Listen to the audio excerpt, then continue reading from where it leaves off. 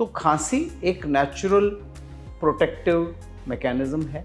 वो खांसी जो कि बच्चे को परेशान कर रही है, उसकी नींद को परेशान कर रही है, उसके खान पान को परेशान कर रही है, उसको एग्जॉस्ट कर रही है, उसको जो है रिलीफ देना बनता है। क्या कफ सिरप सेफ है? 2 साल से नीचे कोई भी कॉफ सप्रेसेंट नहीं इस्तेमाल हो सकता। खांसी जुकाम सबसे ज्यादा 2 साल से नीचे ही होता है। कुछ दवाइयां हैं जिनको हम म्यूकोलिटिक्स कहते हैं, जो कि म्यूकस को पतला करती हैं। उन दवाइयों का इस्तेमाल हम कर सकते हैं। जो सिर्फ म्यूकोलिटिक है, बलगम को पतला करता है, वो सेफ है, वो 0 डे से इस्तेमाल किया जा सकता है, अप्रूव्ड है। इतनी सारी दवाइयां, इतनी सारी फैक्ट्रियां, मोस्ट ऑफ देम अनरेगुलेटेड दवाइयां बना रही हैं। ऐसी ऐसी कंपनियां, ऐसे ऐसे कफ सिरप्स या ऐसी ऐसी दवाइयां जिनके बारे में कभी हमने सुना नहीं। सो कोल्ड्रिफ जो दवा, जो मेन बोन ऑफ कंटेंशन थी, जिसकी वजह से डेथ्स हुई, हमने कभी उसका नाम नहीं सुना। Not because of ingredients of cough syrup, ये डेथ हुई बिकॉज ऑफ ए प्रिजर्वेटिव, एक सॉल्वेंट इस्तेमाल हुआ था, डाइएथिलीन ग्लाइकॉल। क्यों हमें ज़रूरत है इन कंपनीज की, इन दवाइयों को बनाने की, जो कि हमें सस्ती दवाइयां दे और हम अपनी जान से हाथ खो बैठे। नमस्कार, सेहतनामा देख रहे सभी दर्शकों का स्वागत। सेहतनामा को सब्सक्राइब ज़रूर करिए अगर अभी तक सब्सक्राइब नहीं किया है। बहुत सारे वीडियोस हमने बेबी केयर को लेकर, बच्चों की हेल्थ को लेकर बनाए हैं। डिस्क्रिप्शन में उनका लिंक दिया है, आप उसे देख सकते हैं। आज हम बहुत ही ख़ास विषय पर बात करने जा रहे हैं, कफ सिरप। कफ सिरप इस वक्त काफ़ी विवादों में है। तो बच्चों को कोल्ड और कफ होता है, तो क्या कफ सिरप देने चाहिए या नहीं? Senior paediatrician doctor Mahesh Hiranandani ji हमारे साथ हैं, उनसे बात करते हैं। Welcome sir. नमस्कार। सबसे पहले मैं दर्शकों को ये बताना चाहूँगा कि इस चैनल के माध्यम से जो भी हम आपको अलग अलग किस्म की हेल्थ प्रॉब्लम्स के बारे में बताते हैं, उसमें पूरा साइंटिफिक एविडेंस होता है और जो भी कहा जाता है वो एक गाइडलाइन के तहत कहा जाता है। तो आप उस पर पूरा भरोसा करें, विश्वास करें, और जो भी आपको बताया गया है वो साइंस के मुताबिक सही होगा। जी। कफ सिरप को लेकर बड़ी इस वक्त कफ सिरप विवादों में है। लेकिन अब बच्चों को कोल्ड कफ होता ही रहता है। एक 6 महीने के बच्चे को भी कोल्ड कफ हो सकता है, 8 महीने के बच्चे को, और जो उनसे कुछ बड़े हैं 2 साल, 4 साल, 5 साल, 8 साल, जनरली घर में कफ सिरप पड़े होते हैं और वो दे दिए जाते हैं। लेकिन अब जो कफ सिरप को लेकर जो विवाद हुए, कुछ बच्चों की डेथ भी हुई अनफॉर्चुनेटली, तो आप क्या रिकमेंड करते हैं? सबसे पहले तो आप कफ किसको कहते हैं? बच्चे को अगर कफ हो रहा है तो उसमें क्या देखा जाए? कौन से सिम्पटम्स देखे जाएँ? सो कफ बड़ा ही कॉमनली जो है यूज्ड वर्ड है और उसको अलग अलग मीनिंग्स के लिए इस्तेमाल किया जाता है। मेरे मुताबिक खांसी को कफ कहते हैं। खांसना, उसको कफ कहा जाता है। अंग्रेजी वर्ड खांसी का कफ है। और कफ एक बॉडी का प्रोटेक्टिव रिफ्लेक्स है। मिसाल के तौर पर आपकी आँख की तरफ कोई मिट्टी या ऑब्जेक्ट आया, आपकी बॉडी आँख को बंद कर देगी, प्रोटेक्शन। आपकी तरफ कोई चीज़ उड़ती हुई आई, आपने हाथ रखा, प्रोटेक्शन। उसी तरीके से खांसी है। अगर एयर पैसेज में कोई मिट्टी, कोई बैक्टीरिया, कोई सीक्रेशंस, कोई फॉरेन बॉडी आई, बॉडी इमीडिएटली उस चीज़ को रिजेक्ट करने के लिए खांसी प्रोड्यूस करेगी। और खांसी के दौरान बच्चा एक लंबी सांस लेता है और फिर अपने वॉइस बॉक्स को बंद करके वो हवा बाहर निकालता है। उससे एक साउंड प्रोड्यूस होता है जिसको हम खांसी कहते हैं। तो खांसी एक नेचुरल प्रोटेक्टिव मैकेनिज्म है। जब वायरल इन्फेक्शंस होते हैं, पोल्यूशन रिलेटेड प्रॉब्लम्स होती हैं, कोई फॉरेन बॉडी अंदर जाती है, कोई इंसान या छोटा बच्चा खाते खाते कोई खाने की चीज़ सांस की नली में ले जाता है, तो कफ होनी ही होनी है। सो डिपेंडिंग अपॉन क्या कारण है, अगर 2 बूंद पानी सांस की नली में चला गया और इंसान को खांसी हुई, उसके लिए आप कुछ नहीं करोगे जी। पर अगर किसी बच्चे को खांसी, जुकाम, बुखार है, जो कि एक वायरल इन्फेक्शन के तहत हो सकता है या बैक्टीरियल इन्फेक्शन के तहत हो सकता है, उसको based on the age of the child, कितना सिवियर खांसी है, कितने सिवियर और सिम्टम्स हैं, क्या चेस्ट फाइंडिंग्स है, मेडिकल साइंस ट्रीटमेंट रेकमेंड करेगा। तो ये हो गया कॉफ। क्या हर कॉफ को ट्रीट करना ज़रूरी है? हाँ। तो साइंस के मुताबिक खांसी, बच्चों की बात पहले कर लेते हैं, वो खांसी जो कि बच्चे को परेशान कर रही है, उसकी नींद को परेशान कर रही है, उसके खान पान को परेशान कर रही है, उसको एग्जॉस्ट कर रही है, उसको जो है रिलीफ देना बनता है। एडल्ट्स में वो खांसी वंस अगेन जो एग्जॉशन कर रही है, बच्चे इंसान को नींद नहीं आ रही, इंसान को body aches, chest pain, headache हो रहा है, खांसी में बलगम के अलावा खून आ रहा है, एडल्ट को सांस की तकलीफ हो रही है, और कई एडल्ट्स तो खांसते खांसते बेहोश भी हो जाते हैं। पर्ट्यूसिस, काली खांसी, कुत्ता खांसी के अंदर ये होता है कि इंसान खांसते खांसते बेहोश हो जाता है। उस खांसी को ट्रीट किया जाना बिल्कुल लाजमी है। तो हर खांसी नहीं, साइंस ग्रेडेशन के मुताबिक खांसी को ट्रीट करेगी। तो अब किस खांसी को, बच्चों की अगर मैं बात करूं, तो कब खांसी को ट्रीट करने की ज़रूरत है? वापस वही सवाल कि क्या हर खांसी को ट्रीट करना है? तो माइल्ड खांसी है, उसमें बहुत सारी होम रेमेडीज़ हैं, कुछ एक्सेप्टेबल टू साइंस, कुछ नहीं, जो कि हम पहले इस्तेमाल करेंगे। सबसे पहले अगर खांसी हो रही है और साथ में बच्चे का नाक भी बह रहा है और बच्चा सोते वक्त खांसी करता है, दैट मीन्स वो नाक का बलगम आगे से बाहर निकलने की बजाय पीछे की तरफ जा रहा है, जिसे पोस्ट नेज़ल ड्रिप कहते हैं। तो बच्चे के हेड एंड को आप एलिवेट कर दें सो दैट बलगम सारा फ्रंट की तरफ निकले, सिर वो मदद करेगा। ऊंचा करते हैं। पूरा हेड एंड बच्चे का एलिवेट कर दिया जाए। नंबर 2, अगर नाक बंद है, बलगम नाक में है और बच्चा बार बार मुंह से सांस ले रहा है, वो भी खांसी प्रोड्यूस करेगा। नेज़ो जो सलाइन वाटर ड्रॉप्स होते हैं नाक को क्लियर करने के लिए, वो इस्तेमाल हो सकते हैं। ड्राई एयर से खांसी होती है, एयर को ह्यूमिडिफाई कर दीजिए, बच्चे को स्टीम दे दीजिए, ह्यूमिडिफायर रूम में लगा दीजिए, खांसी will be taken care of. इसके अलावा बहुत सारी होम रेमेडीज़ में गरम लिक्विड्स, गरम सूप्स, गरम ब्रॉथ्स, शहद, नींबू, अदरक का इस्तेमाल किया जाता है खांसी को रोकने के लिए। शहद एक बड़ी पॉपुलर रेमेडी है। कहा जाता है शहद स्टिकी होता है नेचर में, जब बच्चा लेता है तो उसके सारे फूड पैसेज और जो अपर पैसेज है, common air and food passage जिसको हम फेरिंग्स कहते हैं, फेरिंग्स में कोटिंग सी हो जाती है। कोटिंग होने की वजह से जो नर्व एंडिंग्स हैं जो कि खांसी के दौरान इरिटेट हो रही हैं, वो कोटिंग होने की वजह से उनके ऊपर एक बड़ा स्मूथ सा एक्शन होता है और बच्चे की खांसी काफ़ी हद तक सेटल हो जाती है। पर वंस अगेन शहद को 1 साल, आइडियली 2 इयर्स के नीचे नहीं इस्तेमाल किया जा सकता, बिकॉज शहद की वजह से इन्फेंट बॉटुलिज्म नाम की एक बीमारी है जो कि डेंजरस बीमारी है, वो हो सकती है। और आप, हमने एक पहले एक भी पहले वीडियो भी- बनाया है न्यूबॉर्न केयर पे, बिल्कुल। जिसमें आपने घुट्टी के अंदर, हाँ, स्ट्रिक्टली, सख्ती से मना बिल्कुल। किया है कि शहद बिल्कुल नहीं देनी, बिल्कुल नहीं देना, 2 साल तक। 2 साल से नीचे नहीं देना। जी।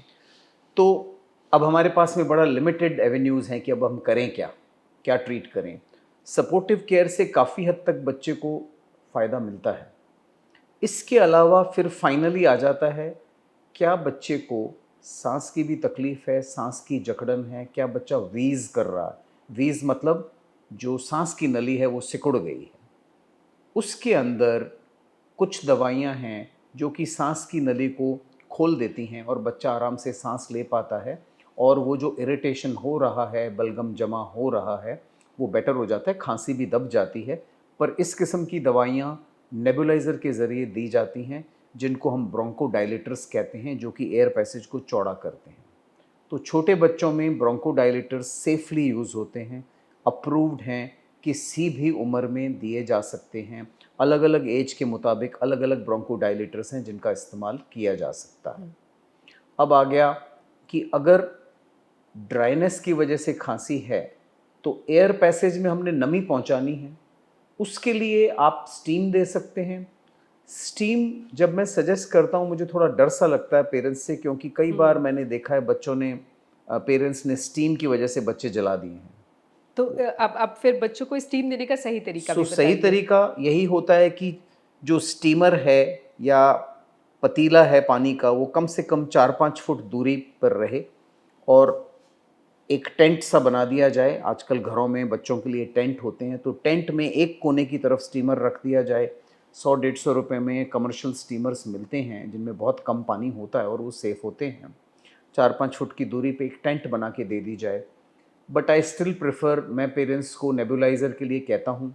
नेबुलाइज़र से भी लोग डरते हैं कि नेबुलाइज़र की आदत पड़ जाएगी।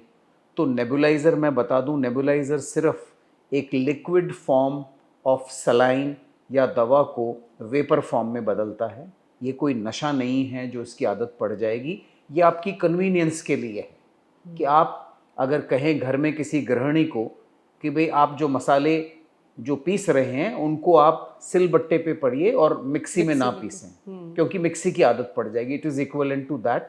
सो नेबुलाइज़र सेफ है। उसके अंदर अलग अलग किस्म की दवाइयाँ, मेडिकेटेड और नॉन मेडिकेटेड किस्म की स्टीम सेफली दी जा सकती है।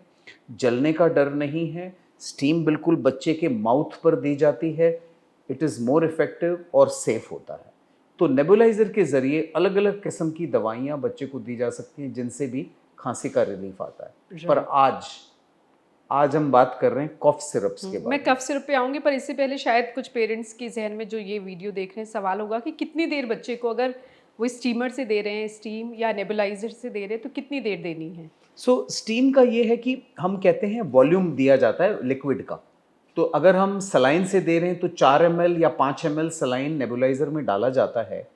एंड डिपेंडिंग अपॉन क्वालिटी जो होती है नेबुलाइज़र की, ये 5 से 7 मिनट में ख़त्म हो जाता है। तो जब तक वो धुआं आना बंद हो जाए तब तक आपने वो नेबुलाइज़र बच्चे के चेहरे पे मास्क द्वारा लगाए रखना। और स्टीमर?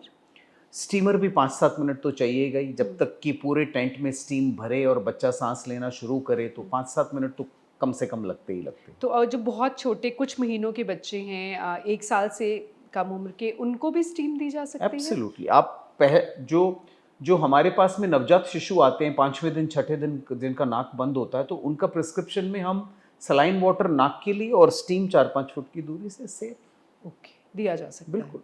राइट, अब कफ सिरप पर आते हैं Yes. कि कब बच्चों को आप कफ सिरप देते हैं और क्या कफ सिरप सेफ है?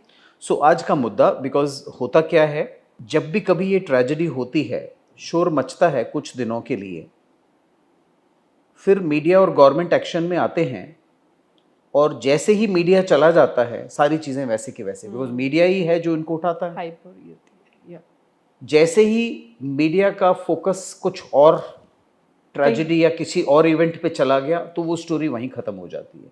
ये दुर्भाग्यपूर्ण है, बट हमारी जो टोटल रेगुलेटरी बॉडीज़ हैं हमारी कंट्री की, उनका सैड स्टेट ऑफ अफेयर्स है। तो इतनी सारी दवाइयाँ, इतनी सारी फैक्ट्रियाँ, मोस्ट ऑफ देम अनरेगुलेटेड दवाइयाँ बना रही हैं। आप चंडीगढ़ शहर के आसपास, नाम नहीं लूँगा, जगह जगह पर दवाइयाँ एक कमरे की फैक्ट्रियों से बन रही हैं और ठप्पे लगा के लेबल बढ़िया से बढ़िया, बढ़िया से बढ़िया बोतल और कवर्स में डल के वो केमिस्ट की दुकानों पे पहुंचती हैं। ऐसी ऐसी कंपनियां, ऐसे ऐसे कफ सिरप्स या ऐसी ऐसी दवाइयां जिनके बारे में कभी हमने सुना नहीं। सो कोल्ड्रिफ जो दवा, जो मेन बोन ऑफ कंटेंशन थी, जिसकी वजह से डेथ्स हुई, हमने कभी उसका नाम नहीं सुना। ना वो एक स्टैंडर्ड कंपनी है, ना उसके अंदर कोई स्टैंडर्ड इंग्रेडिएंट्स थे। ये डेथ हुई not because of ingredients of cough syrup, ये डेथ हुई बिकॉज ऑफ ए प्रिजर्वेटिव, एक सॉल्वेंट इस्तेमाल हुआ था, डाईइथिलीन ग्लाइकॉल, जो कि कफ सिरप्स में इस्तेमाल होता है in very very small quantities. और इन्होंने ये सोचा कि अगर हम इसको ज़्यादा क्वांटिटी में डाल देंगे तो कफ सिरप मीठा भी हो जाएगा and at the same time effective भी हो जाएगा। कई गुना ज़्यादा टॉक्सिक लेवल से उसके अंदर डाल दिया और इस वजह से विदाउट गाइडलाइंस, विदाउट एनी, मतलब ये तो बिकॉज इट इज़ अनरेगुलेटेड, उसमें कितनी दवा डालनी है, मतलब आपको हैरानी होगी। एक मल्टी मिक्सचर दवाई में अगर 4 किस्म के इंग्रेडिएंट्स हैं, आई बेट मैं शर्त लगा सकता हूं कि आप उनको नापिए, मेजर करिए, किसी अच्छी ड्रग लेबोरेटरी से जांच कराइए, आपको पता पड़ेगा कुछ भी सही नहीं है उनमें। ये जो अनरेगुलेटेड कंपनी, और क्यों हमें ज़रूरत है इन कंपनीज़ की, क्यों हमें ज़रूरत है इन कंपनीज़ की, इन दवाइयों को बनाने की जो कि हमें सस्ती दवाइयाँ दे और हम अपनी जान से हाथ खो बैठे। ट्रू।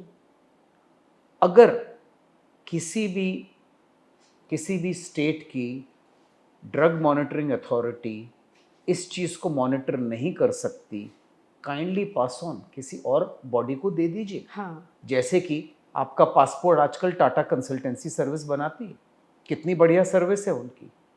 इसी तरीके से बहुत सारी प्राइवेट फार्मा मॉनिटरिंग और pharmacovigilance as well as pharma research कंपनियां हैं, उनको आप ये दे दीजिए कॉन्ट्रैक्ट कि वो ध्यान रखेंगी कि क्या ये कंपनियां ठीक तरीके से बना रही हैं, नहीं बना रही। जी।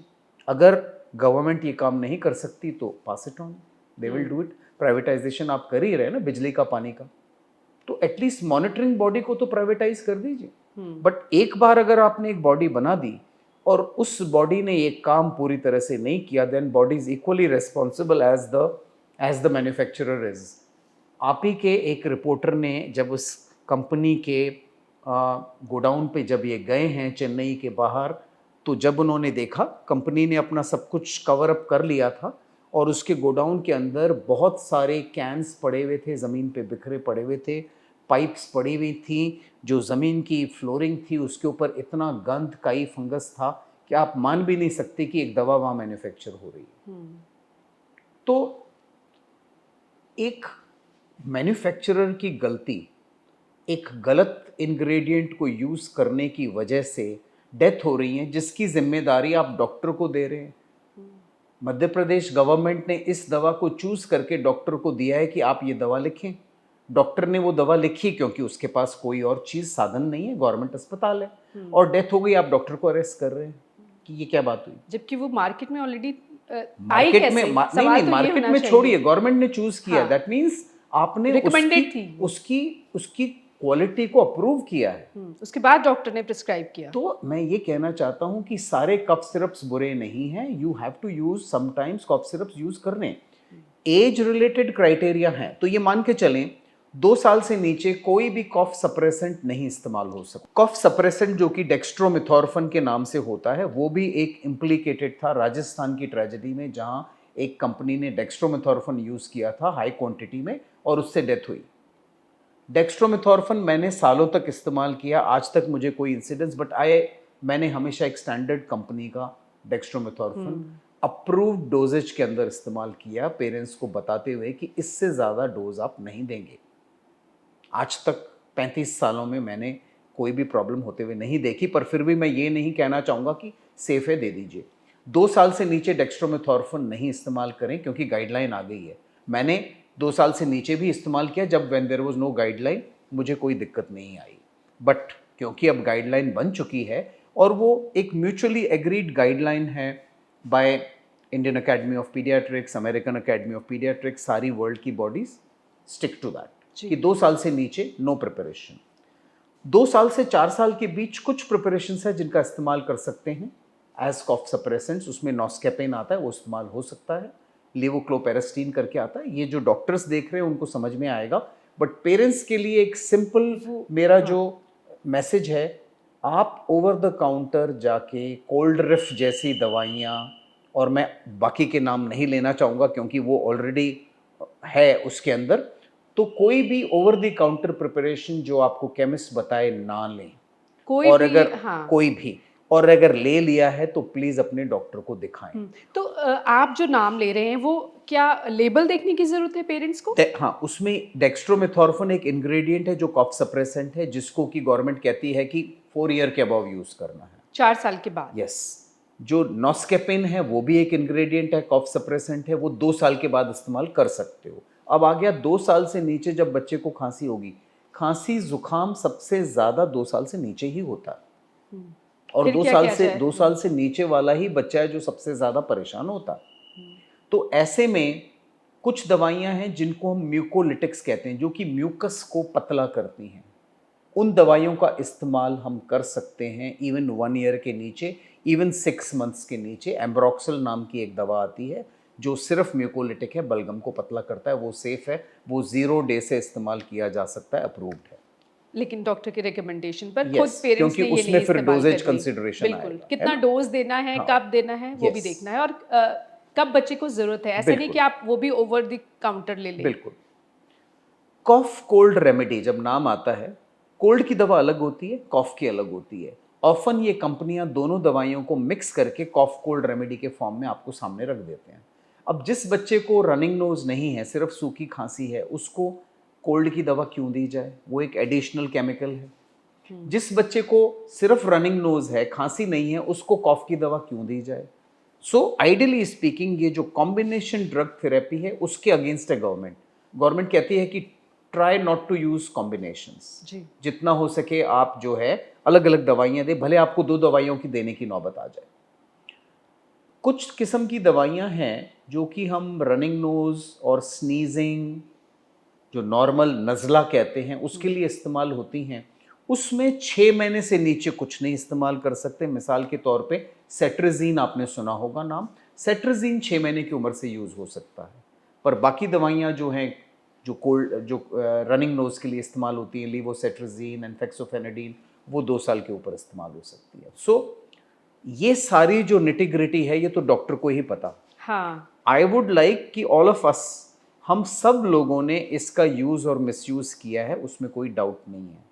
जब गाइडलाइंस आ जाती हैं, जब हमारे क्लियर हो गई, देन तो हम गाइडलाइन के मुताबिक यूज़ कर लें। और जब अब इतनी कंट्रोवर्सी खड़ी हो गई है, देन हर डॉक्टर का फ़र्ज़ बनता है इस सारी चीज़ को देखने में, समझने में 10 से 15 मिनट का समय लगेगा। सो एवरीबडी, जो भी इंसान बच्चों के साथ डील कर रहा है, वो इन सारी दवाइयों के बारे में सारी इन्फॉर्मेशन एक क्रेडिबल साइट से ले ले। इंडियन अकेडमी ऑफ पीडियाट्रिक्स की कॉफ कोल्ड वायरल इन्फेक्शन की गाइडलाइंस हैं जो कि एवरी ईयर अपडेट होती हैं, और उसमें ये सारी चीज़ें बताई गई हैं जो मैंने आज आपके साथ डिस्कस की। So final message to parents is, cough एक प्रोटेक्टिव सिम्टम है बॉडी का, जो आपके रेस्पिरेटरी पैसेज को बचाता है फॉरेन इन्वेडर से। कॉफ अगर बच्चे की नींद को, खाने को डिस्टर्ब कर रहा है, बच्चे को एग्जॉस्ट कर रहा है, तो उसे ट्रीट किया जाना चाहिए। अर्लीस्ट जो आप कॉफ सप्रेसेंट यूज़ कर सकते हो वो 2 साल के बाद कर सकते हो। कोल्ड रेमेडी के लिए 6 महीने के बाद आपके पास सेट्रिजीन है। और उससे छोटे बच्चों में, मतलब गॉड इज़ ग्रेट कि यूजुअली 6 महीने से कम बच्चों में वो खांसी, वैसी वाली खांसी नहीं पाई जाती है जो बड़े बच्चों में पाई जाती है। तो उनमें तो बेसिकली नाक बंद है, हल्का सा नाक से आवाज़ आ रही है, हल्का सा ब्रीदिंग डिस्कम्फर्ट है, जिसको कि हम सलाइन वाटर नाक में डालकर, स्टीम या सलाइन नेबुलाइज़र के ज़रिए देख के इन सारे बच्चों को हम रिलीफ दे सकते हैं। सो हम सबको केयरफुल होना पड़ेगा, पेरेंट्स को केयरफुल होना पड़ेगा, केमिस्ट को अपने आप को विदहोल्ड करना पड़ेगा कि आप प्लीज़ हर बच्चे के लिए ये जो मिक्सचर दवाइयाँ हैं ना दें। आप लायबल हैं लीगल प्रॉब्लम्स के।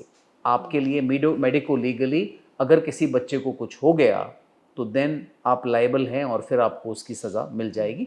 वो किसी डॉक्टर को भी मिल सकती है। और मुझे लगता है उससे भी पहले ज़रूरी है कि हर पेरेंट्स, जो बच्चे के माँ बाप हैं, वो अवेयर हों कि हमने केमिस्ट से जाके कोई भी कफ सिरप ओवर लेके द अपने काउंटर बच्चे ना को लें, नहीं देना है जब तक डॉक्टर रिकमेंड नहीं अप्रूव करते, ना और जब करें। तक डॉक्टर बच्चे की उम्र के हिसाब से उसके डोजेज डिसाइड नहीं करते। बिल्कुल। So thank you so much for this information. और खांसी, नज़ला, ज़ुकाम पर हमने एक सर के साथ एक और वीडियो इससे पहले बनाया है, वो काफ़ी पॉपुलर है। अगर आपने अभी तक नहीं देखा, डिस्क्रिप्शन में उसका लिंक दिए हुए, आप उसे देख सकते हैं। और बेबी केयर पर भी पूरी एक सीरीज़ है, वो भी आप देख सकते हैं।